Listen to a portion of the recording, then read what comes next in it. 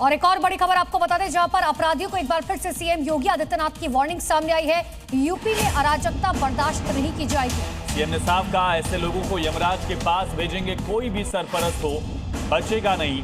अपने शब्दों को दोहराते हुए अपराधियों को सीधी वार्निंग सीएम ने दी। कहा, अपराध करोगे तो सीधे यमराज के पास जाओ। अपराधी कोई भी हो, माफिया कोई भी हो, किसी भी प्रकार का कोई सरपरस्त क्यों न हो, अगर उसने कहीं दुस्साहस किया तो ये मान करके चलिए कि वह अपने उस दुस्साहस के लिए यमराज के पास जाने के लिए अपना टिकट काट रहा है। सीएम योगी ने कहा कि पहले प्रदेश में माफिया और आपराधिक गिरोहों का प्रभाव था, लेकिन अब अपराधी दुस्साहस करने पर अपने लिए यमराज के पास जाने का टिकट कटा रहे हैं। अपराधी कोई भी हो, माफिया कोई भी हो, किसी भी प्रकार का कोई सरपरस्त क्यों न हो, अगर उसने कहीं दुस्साहस किया तो मान करके चलिए कि वह अपने उस दुस्साहस के लिए यमराज के पास जाने के लिए अपना टिकट काट रहा है। सीएम योगी ने कहा कि उनकी सरकार ने अपराध के प्रति जीरो टॉलरेंस की नीति जो अपनाई है वो लगातार बनी हुई है। मुख्यमंत्री योगी आदित्यनाथ ने लक्ष्मण और रानी लक्ष्मीबाई पुरस्कार राशि को 3.11 लाख रुपए से बढ़ाकर 10 लाख रुपए करने का ऐलान कर दिया। जी हां, सीएम योगी ने कहा कि जितना पसीना बहेगा जीत उतना ही निकट आएगी। खिलाड़ियों को प्रोत्साहित करते हुए मुख्यमंत्री योगी आदित्यनाथ ने कहा कि हर मेडल के पीछे एक कहानी होती है। सीएम योगी ने खिलाड़ियों से कहा कि जितना पसीना बहेगा जीत उतना ही पास आएगी। जितना पसीना बहेगा उतनी ही जीत आपके निकट आएगी।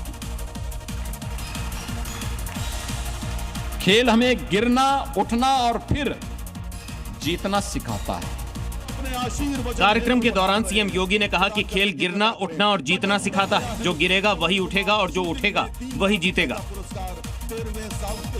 और अगली खबर मुजफ्फरनगर से है, जहां पर ड्रग्स माफिया पर एक्शन लिया गया। 80 करोड़ की संपत्ति कुर्क की गई। तस्कर रियाज की संपत्ति कुर्क की जाएगी। 34 दरअसल संपत्तियों को जब्त करने की पूरी तैयारी है। दिल्ली समेत कई इलाकों में इसके खिलाफ केस था और मुजफ्फरनगर की पुलिस ने पूरी तैयारी अब आगे बढ़ा दी।